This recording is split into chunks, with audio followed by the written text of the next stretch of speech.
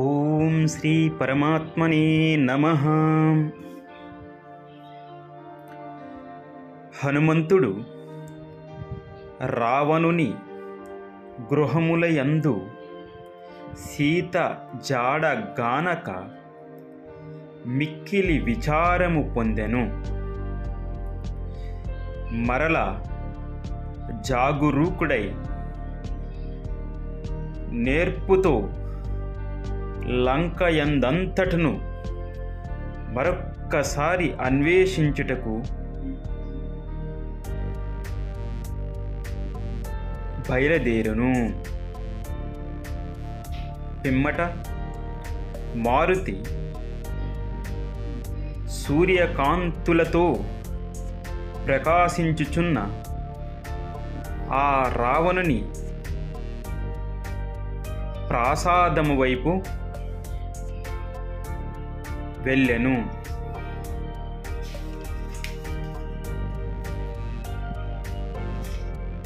శుభలక్షణ సంపన్నుడైన ఆ మారుతి అక్కడి ప్రహస్తుని భవనము, మహాపార్శ్వుని గృహము, కుంభకర్ణుని ప్రాసాదము, విభీషణుని హార్మ్యము, విరూపాక్షుడు, మహోదరుడు, విద్యుజ్జిహ్వుడు, విద్యున్మాలుడు, వజ్రదంష్ట్రుడు మొదలగు వారి భవనములపై తిరుగుతూ అందంతటను సీతాదేవి కోసమై వెదికెను. ఆ మహా తేజస్శాలి అయిన మారుతి ధీమంతుడైన శుకుడు, సారణుడు, ఇంద్రజిత్తు, జంబుమాలి, సుమాలి మొదలగు వారి భవనములన్నింటినీ క్రమముగా గాలించెను.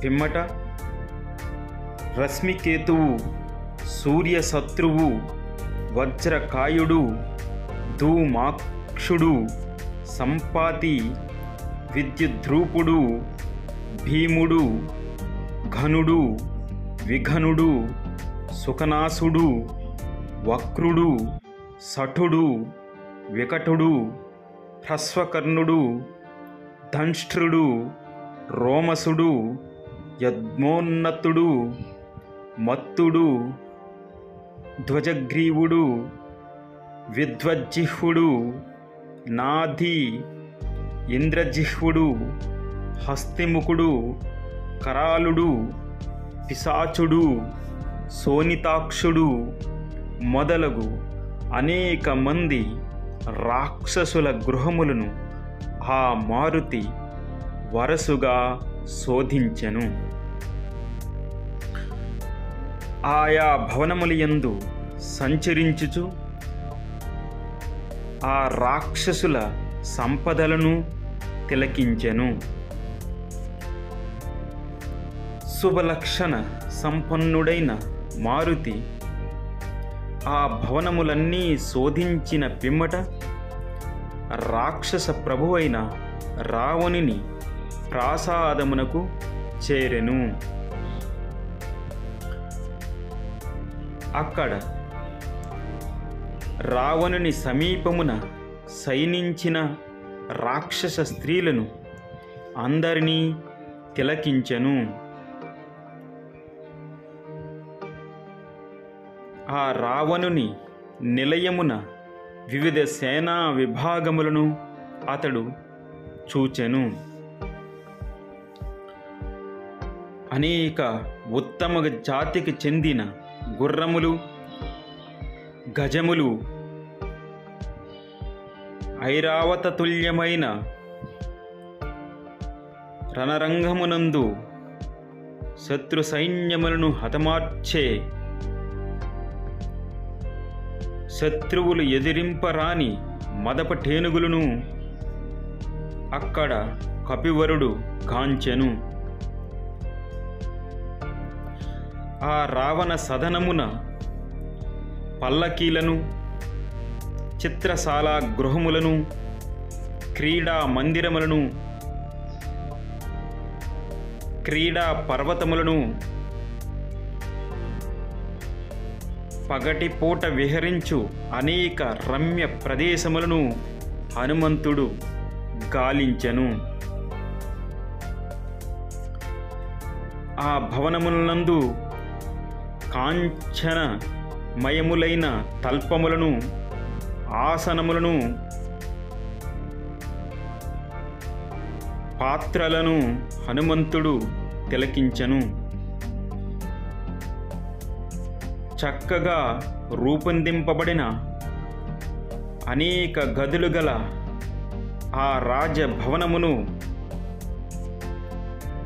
హనుమంతుడు శోధించెను.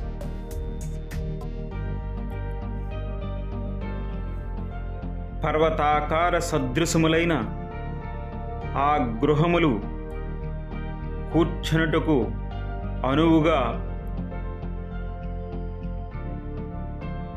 ఉన్న విశాలములైన ధనుస్సాలలను, శంఖ ఆయుధశాలలను, విశాలములైన చంద్రశాలలను హనుమంతుడు చూచెను.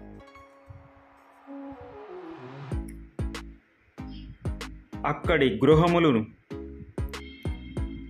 గట్టి పూనికతో నిర్మించినట్లుగా దర్శించెను.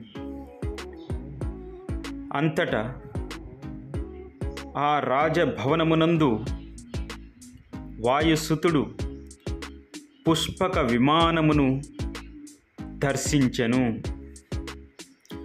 అది దివి నుండి భువికి దిగి వచ్చిన స్వర్గమా అనునట్లు ఉండెను.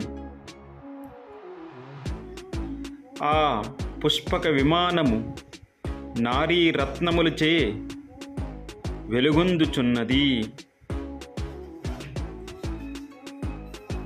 ఆ కపిశ్రేష్ఠుడు దర్శించిన ఆ పుష్పక విమానము అచట గల ప్రాసాదములన్నింటికంటెను అత్యున్నత శ్రేణికి చెందినదై ఉన్నది. అందంతటను హనుమంతుడు సీతాదేవి కొరకై వెదకసాగెను. ఆ పుష్పక విమానము యజమాని మనస్సు నెరిగి వేగముగా సంచరించున్నది. శత్రువులు నివారింపలేనిది. దాని గమనము ఎంతో వేగముతో సాగిపోగలది. అలాంటి పుష్పక విమానమునందు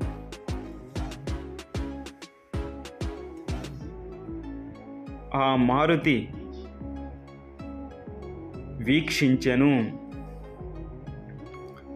విశ్వకర్మ బ్రహ్మదేవుని కొరకై ఆ దివ్య విమానమును సర్వ విధములైన రత్నములతో నిర్మించెను. కుబేరుడు తీవ్రమైన తపస్సుననర్చి బ్రహ్మదేవుని అనుగ్రహముతో ఆ పుష్పక విమానమును కానుకగా పొందెను. రావణుడు తన పరాక్రమముచే కుబేరుని జయించి ఆ పుష్పక విమానమును తన వశము చేసుకొనెను. ఆ పుష్పక విమానము అగ్నిజ్వాలలతో సూర్యరశ్మితో సమానముగా విశ్వకర్మచే నిర్మింపబడినది. అందు కిటికీలు, గవాక్షములు మొదలైన వేదికలు, స్ఫటికములతో బంగారముతో నిర్మింపబడినవి. అనేక పగడములు నీలములు పొదగబడినవి. సువాసనలతో గుబాలించుచున్న ఎర్ర చందనమునిచే ఆ పుష్పక విమానము తేజరిల్లుచుండెను.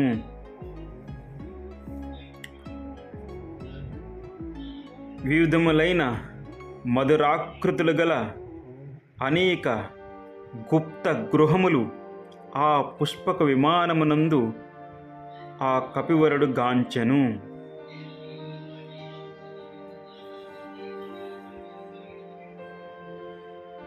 ఆ పుష్పక విమానము మొత్తము అంగుళంగుళము ఆ మారుతి సీతాదేవికై శోధించసాగెను.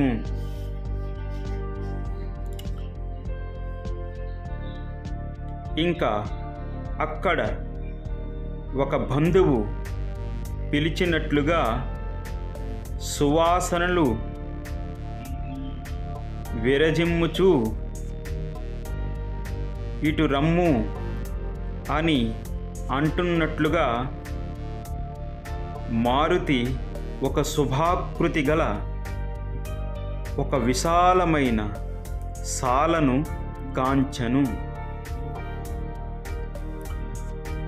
అది అనేక మణిస్తంభములు గలదై వెండి బంగారములతో కాంతులీనుచు కనబడినది. అందు అనేకమైన రత్న కంబళము పరచబడి ఉండెను. అది వరుసల గట్టిన గృహములతో అలరారుచుండెను.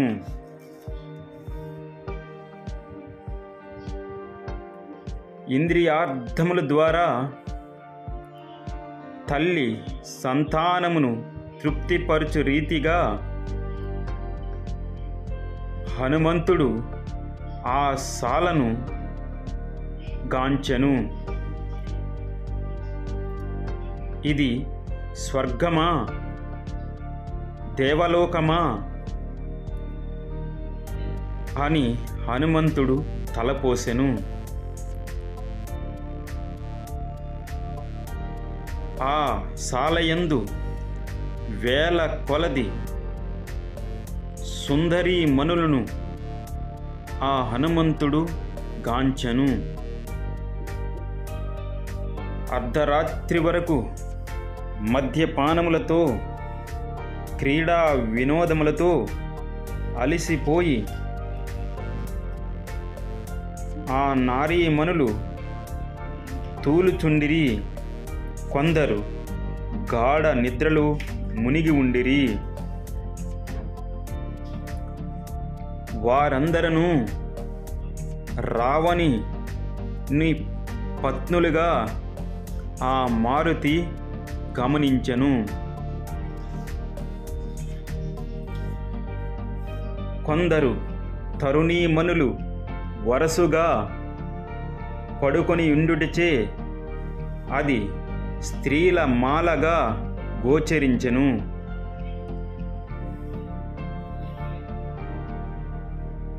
అచటి స్త్రీలందరూ రావణునిచే అపహరింపబడిన వారు మరియు కొందరు రావణుని మోహించి తమకు తాముగా వచ్చిన వారు ఉండిరి. రావణుని భార్యలలో ఒక్కరైనా వికృత రూపము గలదియు అసమర్థురాలదియు బుద్ధిహీనమునియు అట్టివారు లేరు. అందరూ అన్ని యోగ్యతలు గలవారే.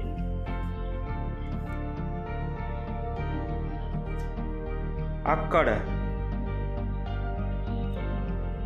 అంతమంది స్త్రీలను గమనించిన హనుమంతుడు మహాసాధ్వి అయిన సీత జాడను మాత్రము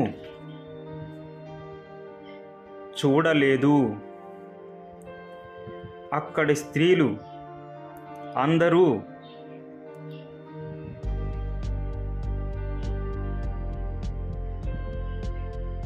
వేరొకరిని ప్రేమించి గాని లేదా వేరొకని భార్య అయిన గాని లేదు, ఒక్క సీతామాత విషయమునే ఈ రావణుడు కామాతురుడై ఆమెను బలవంతముగా తీసుకొని వచ్చెను. ఉత్తమ గుణ సంపన్నురాలు అయిన సీతాదేవిని ఈ లంకకు ప్రభువు, ఉత్తమ వంశమున జన్మించినవాడు, గొప్ప శివభక్తుడు అయినను అతడు తన వంశమునకును తన ప్రభు స్థాయికిని దైవభక్తి రీతికిని తగిన విధముగా ఈమె విషయమున, సీతామాత విషయమున అనుచితమైన కార్యము చేసినాడు. ఆమెను బలవంతముగా తన పతి లేని సమయమున ఎత్తుకొని వచ్చినాడు. ఇది ఎంతేని విచారకరము అని హనుమంతుడు చింతించెను. రావణుని ఆ మందిరమున ఆ పుష్పక విమానము మరియు ఉన్నతమైన ఆ శాలయందు అనేక మారులుగా మహాధైర్యవంతుడను, సూక్ష్మ దృష్టి గలవాడును, ధర్మ మార్గానువర్తియును అయిన హనుమంతుడు సంచరించుచు సీతాదేవికై వెదికెను. అయినను ఆ జానకి కనబడక విచారగ్రస్తుడై అనేక విధములుగా హనుమంతుడు ఆలోచింపసాగెను. తరువాతి శ్లోకాలు రేపు విందాం. జై శ్రీరామ్.